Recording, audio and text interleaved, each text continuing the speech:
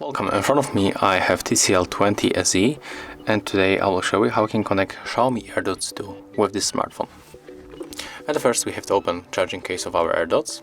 As you can see, when the indicators are on the red color, we have to simply move them from the charging case, and they are start blinking on the white color. Right now we have to move for the Bluetooth settings, tap on the switcher and click to pair new device.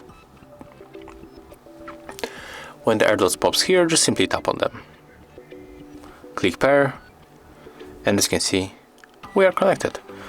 As you can see, it's very simple, and if you found this video helpful, remember to leave a like, comment and subscribe to our channel.